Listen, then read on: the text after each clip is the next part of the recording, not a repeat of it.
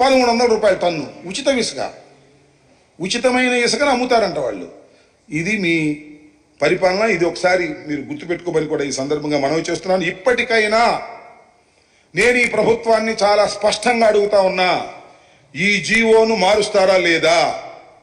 విధి విధానాలు కంప్లీట్గా ఉన్నాయి. దీనిలో మీరు నాలిక మడతేసి తప్పుకోవడానికి ప్రయత్నం చేస్తున్నారు. అందువల్లే ముఖ్యమంత్రి గారు కానీ ఇంత పెద్ద ప్రోగ్రాం, ఇంత ఫ్లాగ్షిప్ ప్రోగ్రాం, ముఖ్యమంత్రి గారు హామీ ఇచ్చినటువంటి ప్రోగ్రాం, ప్రతి బహిరంగ సభలోనూ ముఖ్యమంత్రి గారు మాట్లాడినటువంటి ప్రోగ్రాం, ఈ ప్రోగ్రాంకి అమాయకుడైన మా రామానాయుడిని పంపించి, పాపం ఆయన కూడా ఏదో ఆయన ట్రోల్ అవుతున్నా అని చెప్పి ఆయన పంపించడం కంటే మీ అబ్బాయి లోకేష్ని పంపించి ఎంతమంది పిల్లలు బడికి వెళుతుంటే అంతమందికి మేము డబ్బులు ఇచ్చే బాధ్యత మాది, ఈ జీవోని అవసరమైతే సరిచేస్తాము అని చెప్పండి.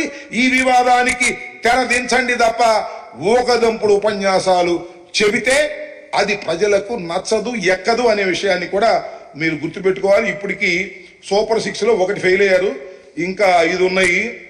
మహిళలకు ఉచిత బస్సు ప్రయాణం, ప్రతి ఇంటికి ఏడాదికి 3 గ్యాస్ సిలిండర్లు, ప్రతి మహిళకి నెలకు 15,000, 19 సంవత్సరాల నుంచి 59 సంవత్సరాల మధ్య వయసు ఉన్నవాళ్ళు, ప్రతి రైతుకి ఏటా 20,000 ఆర్థిక సహాయం, యువతకు 20 లక్షల ఉద్యోగాలు, లేదంటే నెలకు 3,000 నిరుద్యోగ భృతి. ఇవన్నీ మర్చిపోలేదు. సూపర్ 6 ఒకటి ఫెయిల్ అయ్యారు. Number 2 you failed. సరి చేసుకోండి. ఇంకా 5 చేయకపోతే వైఎస్ఆర్ కాంగ్రెస్ పార్టీ మీ వెంట పడుతుంది, ప్రజల పక్షాన. గుర్తుపెట్టుకోండి, ఇచ్చిన మాట తప్పితే ప్రజలు ఊరుకోరనే విషయాన్ని కూడా మీరు గుర్తుపెట్టుకోమని మనవి చేస్తున్నాం.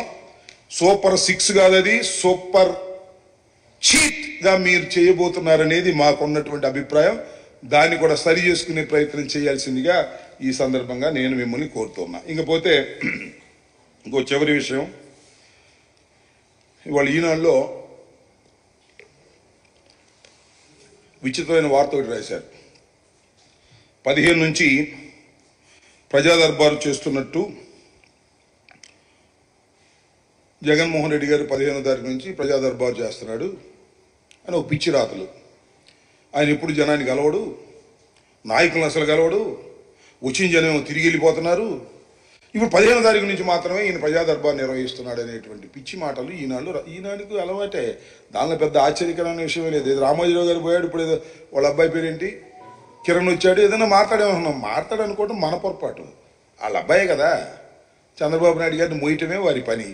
జగన్మోహన్ రెడ్డి గారిని వ్యక్తిగతంగా హననం చేయాలనేదే వారి ప్రధాన ఉద్దేశం. వారిది, చంద్రబాబు నాయుడు గారిది అదే ప్రధానమైన ఉద్దేశంతోనే ఆయన మాట్లాడుతూ ఉంటాడు, వీళ్ళు రాస్తుంటారు. నేను మనవి చేస్తున్నా, జగన్మోహన్ రెడ్డి గారంటేనే జనం, జనం అంటేనే జగన్మోహన్ రెడ్డి గారు. ఎప్పుడూ జగన్మోహన్ రెడ్డి గారు జనానికి దూరంగా లేరు. నాకు తెలిసినంత వరకు జీవితం మొత్తంలో చంద్రబాబు నాయుడు గారు ఎంతమంది కలిశాడో, జగన్మోహన్ రెడ్డి గారు ఆయన రాజకీయాలు ప్రారంభించిన దగ్గర ఇప్పటి వరకు అంతకన్నా 10 రెట్ల జనాన్ని కలిసి ఉంటాడు. ఆయన ప్రజల మధ్యన ఉండేటటువంటి మనిషి, అందరితో మమేకమయ్యేటటువంటి మనిషి, అందరినీ కలిసేటటువంటి మనిషి. అలాంటి మనిషిని ఆయన జనాన్ని కలవట్లేదు, నాయకులతో మాట్లాడట్లేదు, నాయకులను కలవట్లేదు అనేటువంటి దుర్మార్గమైనటువంటి మాటలు రాసి ఈ రకంగా చేయాలనేటువంటి ప్రయత్నం చంద్రబాబు నాయుడు గారు చేస్తున్నారు. జగన్మోహన్ రెడ్డి గారు అనే వ్యక్తి ప్రజలతో మమేకమయ్యేటటువంటి ఒక హీరో లాంటి మనిషి. ఎక్కడ మీరు చూశారు కదా, నేను చాలా సందర్భాల్లో చూసా, చాలామంది జనం కూడా చూసి ఉంటారు. ఒకసారి యూట్యూబ్ కొట్టండి, బస్సులో వెళ్తుంటే జగన్మోహన్ రెడ్డి గారు ఎక్కడైనా చెయ్యి ఆపేస్తే, ఏదన్నా ఆపద ఉందని చెయ్యి ఆపేస్తే టక్కన ఆపేస్తాడు. ఆపేసి వాళ్ళు కలుసుకుంటాడు. వాళ్ళకి ఆరోగ్యపరంగా ఏమైనా ఇబ్బందులు ఉంటే ఇమీడియట్గా హాస్పిటల్కి రిఫర్ చేసి వారిని రక్షించినటువంటి సందర్భాలు కోకొల్లలుగా ఉన్నాయి. అందువల్ల పెద్ద ఎత్తున జనాన్ని కలిసేటటువంటి వ్యక్తి జగన్మోహన్ రెడ్డి గారు. చంద్రబాబు నాయుడు గారు అసలు ఇప్పుడు ఎవరిని కలవరు, మీకు తెలుసు కదా. కాకపోతే ఈ మధ్యన ఎక్కడో కారు ఆపి ఎవరినో కలిసినట్టు ఏదో పత్రికల్లో రాసుకొని ఉన్నారు. ఇలాంటి రాసుకోవాల్సిన కర్మలు మాకు లేవు. జనాన్ని మేము తోలుకు రావాల్సిన అవసరం లేదు. జనం తండోపతండాలుగా జగన్మోహన్ రెడ్డి గారికి వస్తారు. ఆయన కూడా సమయం ఉన్నంత వరకు ఉదయం 10:30 దగ్గర నుంచి 2:30 వరకు కూడా శ్రమ లేకోకుండా ప్రతి వ్యక్తిని